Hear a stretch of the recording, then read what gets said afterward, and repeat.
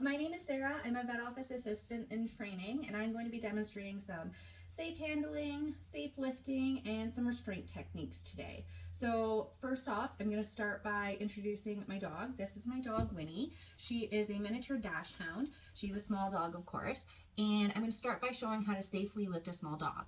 Now, with dogs you may have not seen in a while or they may be new to you, you want to make sure that you're always getting on a small dog's level and that you're letting them sniff you, you're kind of getting them familiar with you, you're keeping calm, you're slowly approaching, and then when they're ready, you can give them a couple strokes just so that they know that you're a friend.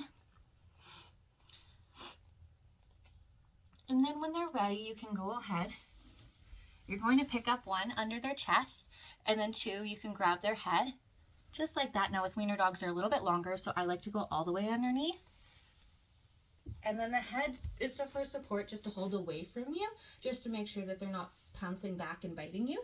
Right now you can see she's a little bit stiff, and she does look there, but I can still hold good position of her head, and she's good to go. Okay, now that we have Winnie safely lifted and placed on our table, we are going to now move her into a lateral recumbency position. So she's currently sitting. So when she's sitting, I'm just going to lift her up just so I can reach over her properly. And what I'm going to do is I'm going to reach over her. I'm going to grab both of her, well, all four of her legs, and I'm going to safely use my arm to gently put her head against the ground and take her legs up from underneath her. Now that's safely going to put her in the sideways position. And you can see she's just comfortably sitting there, good to go. And the reason I put my arm there is just to hold her against it, because sometimes you might have a dog that's a little bit more wiggly or holding back a little bit. So this will just help place them a little bit better and hold them in that position till they relax a little bit. Okay, perfect. So the next one I'm going to do is I'm going to restrain Winnie for a jugular venipuncture.